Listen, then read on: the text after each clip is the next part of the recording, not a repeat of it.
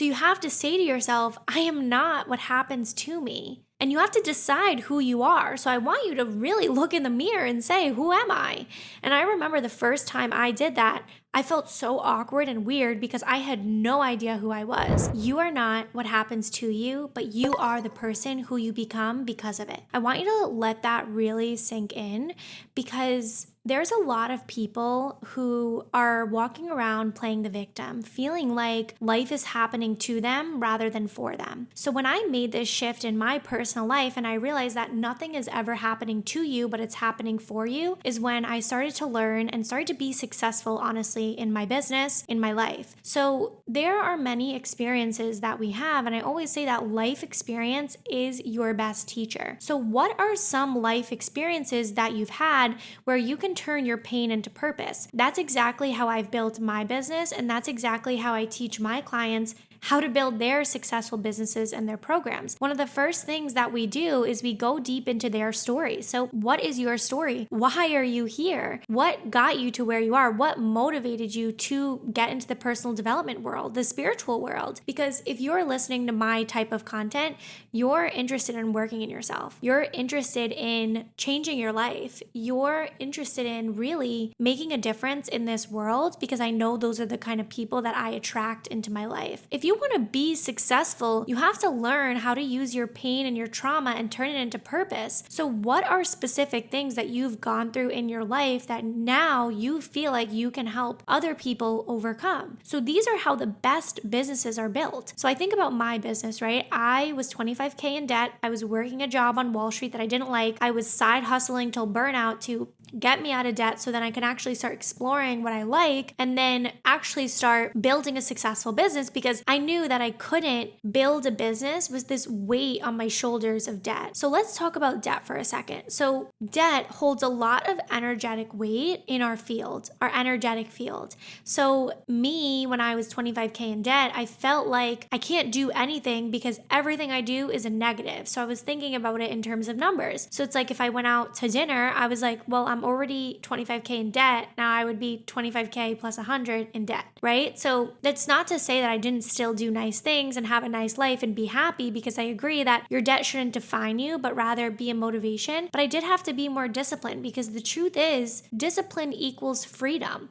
You're not going to be motivated every single day, but if you can be disciplined, then you can achieve success. That's why one of my favorite books is Atomic Habits. When you think about what's happened in your life and how you've overcome it, why are you not using that as your story? So if you're like me, if you're somebody who's like me, I came from a lot. I came from really difficult past in terms of relationships, in terms of so many different things that I'm not fully ready to open up about yet. But I do share a lot among my social media channels. But the whole purpose of that is really to share that I've turned that pain into purpose, right? So I have been into like psychics lately. I don't know why, but I've been really into them. And I talked with one of them and she was like, you could have easily used that pain and been on a completely different path in your life, right? So I think about that, right? When I was 25K in debt, I could have just continued spending and stayed in my comfort zone. I could have had a terrible relationship to food like I did in the past, and that's something I'm definitely still working through in terms of like binge eating or eating for comfort or eating for security and safety, not actually eating to nourish and to really feel good about what I was eating. These are all things that I've overcome, and I think that sometimes people will look at successful people and be like, oh, they had it so easy. And of course, like, I definitely came from a family who was comfortable, but never in a sense where it was anything like super insane, where, it felt like, oh, we're super rich. And I guess it does matter like who you surround yourself with, because I went to a Catholic high school, and in my high school, everybody, like, I felt like, oh, I was nothing. But then I talk with people from my college maybe who didn't have a similar experience of going to a private high school, and they think like, oh, you're rich, right? So I think the word rich or affluent or wealthy, right? Those are kind of subjective, and it really depends in what context you're using it. But for me, it kind of just always felt like we were comfortable, but I knew that my parents would support me, but my mom would support me, but when I graduated college, I knew that I was entirely on my own. And that's when I think it really hit hard for me, because it was like, yeah, my mom supported me in college, but not to the extent of the lifestyle that I wanted to live. And that's why I was always so motivated to be successful and to make my own money, because I never wanted anyone to tell me, no, you can't have this. I wanted to live a life where I could dream with the lid off. You really have to think about, and you really have to ask yourself, right? Why am I doing this all? What is my deeper motivation? So for me, my deeper motivation was I love the process more than I love the success. So really think about it and say, like, do I love the process, or do I just want to be successful to prove something to somebody? And I started to fall in love with the process of self-development, personal development, my spiritual self. Like, I fell in love with doing this inner work because I noticed how much of a difference it was making in my life and the people's lives that I was impacting, the people's lives that I was changing. So if you're feeling like a victim because of your story, rather look at it and say, how can I rise above this and use this story to inspire other people? You guys know I'm obsessed with all things social media. I'm obsessed with all things manifestation. I'm obsessed with business and entrepreneurship. So I found a way to turn everything that I love into purpose. So when I was side hustling, right, I was using so many business skills, right? Because I loved business. And then I was using social media as a channel to market my products. My Poshmark store, I had a whole channel, a whole Instagram page about my Poshmark store to help drive sales to the store. So this is where, you have to ask yourself, like, what do I love to do? And really dream with the lid off, right? Why are you building a business? What are you doing it for? What's your why? And I don't know, I just think back on those days all the time because I was so hungry and so motivated, because I was $25,000 in debt and I knew that I wanted to build the business and the life of my dreams. And I knew that was going to first start with paying off my debt. So I think a lot of people sometimes ask me Julia, I'm in debt. What would you recommend me to do? And I was like, well, the first thing that you should do is worry about cash flow.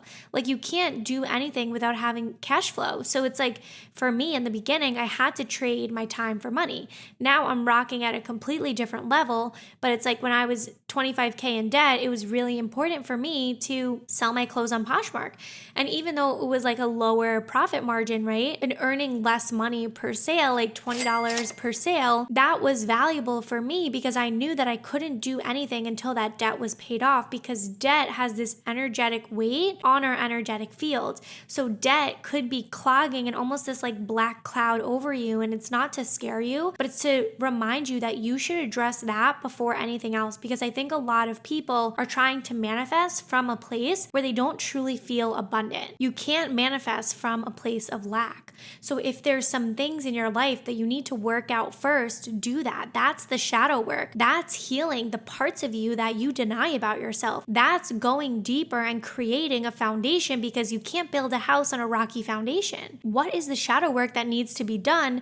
And use your motivation of, I am not what happens to me. I'm who I am because of it. And you have to decide who you are. So I want you to really look in the mirror and say, who am I? And I remember the first time I did that, I felt so awkward and weird because I had no idea who I was. I was living so far outside of myself, seeking external validation. No matter what I was doing, it never felt good enough because I didn't approve of myself. So do you approve of yourself? Do you believe you're worthy of all of the things that you've ever wanted? Because if you're sitting here writing in your journal, I am worthy of $1 million, but you don't feel worthy, that's a big problem, because affirmations only work to the extent of the energy that you feel behind them. And I think this is why I'm actually hearing a lot of things on the internet lately of people being like, I don't believe in affirmations. And my thought on affirmations, honestly, is they have been a great tool and resource in my life and my spiritual journey, but that's because I really immerse into the feeling, right? Why can I say, I am so happy and grateful that this certain thing, and then someone else says it and it's not working for them? Well, look deeper into the shadow. Look deeper into the why. Why is it not working for you? Well, newsflash,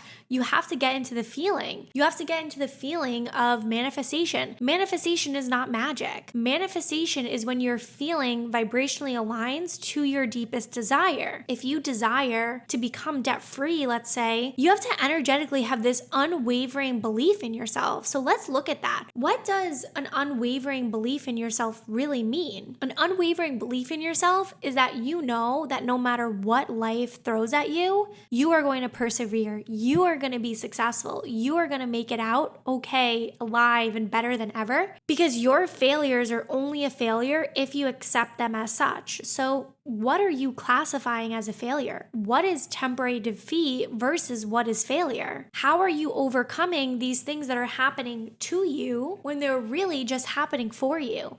What is the deeper lesson to be learned? Because when I was 25K in debt, I was like, I don't know what the lesson is going to be here, but hopefully it's going to be a good one. Now I talk about that almost every single day when I connect with people and talk about my story.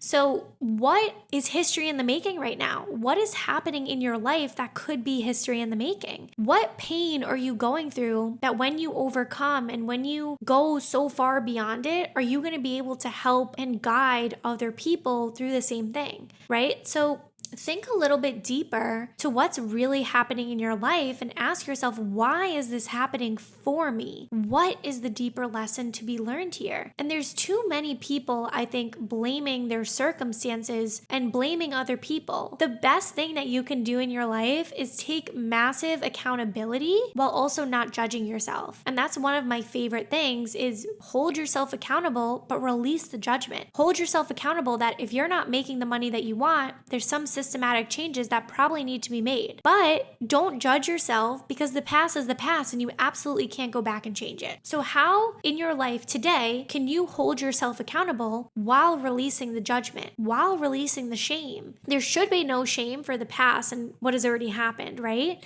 There should only be this motivation and this fire within you to move forward and be better. Like the time that I had a failed launch, I said to myself, I'm more motivated than ever. I never wanted to give up. I just wanted to do it again so I could get better, even though it felt scary. Because it's scary to do the same thing over and over again and expect the same results. You're never going to get the different results in your life if you don't make any changes. So what are the changes that need to be made in your mindset today for you to actually see changes in your life? And if you're feeling like, I don't know, or you don't know exactly where you can create those changes in your life, that's the time when you should reach out for support, when you should look for a mentor, you should look for a coach, you should look for an online course. And you guys know you can always DM me on Instagram. We can always talk and see how I can help and support you. But too many people are letting their circumstances bring them down or letting these things in their life that really aren't worth their time or their energy dictate who they are and the people that they claim that they are. You are not what happens to you. You are the person, right? I always say, like, you can't control what happens to you, but you can control the way that you react to it. So how are you reacting to the situations in your life? And are you looking at them as negatives or positives? Right? Are you looking at the glass half empty or half full? Because there are so many things that went wrong in my life that I easily could have said, that's it, these are my circumstances. But the way that you rise and overcome these things are when you actually go deeper and you get beyond and you say to yourself, what is this trying to teach me? How can I learn from this? The way that you shift your identity is you start acting as if you're already the person that you want to be. So a lot of people come to me and they're like, Julia, well, this thing happened to me. Well, if you keep playing that situation on your mind, you're going to keep manifesting more of those people, those situations, those experiences in your life. So something I heard recently on a podcast is find those negative experiences, visualize a shredder, a paper shredder, fully shredding that memory and that it's no longer going to be a part of you, and you move on with the new energy that you want, that visualized energy of what you're manifesting. Because if you're manifesting from a place of lack or a place of fear or an unhealed trauma or an unhealed wound, that's what's going to continue manifesting.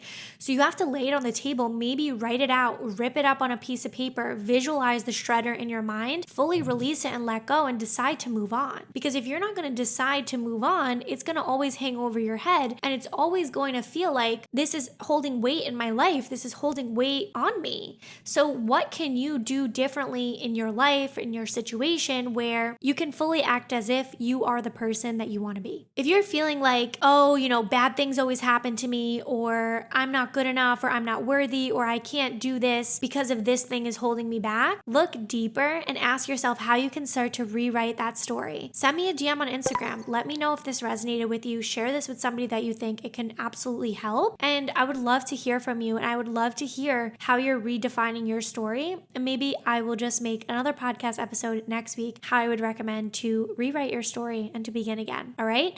So I love you guys so much. Make sure you leave a review, subscribe on YouTube, and I'll see you in the next video.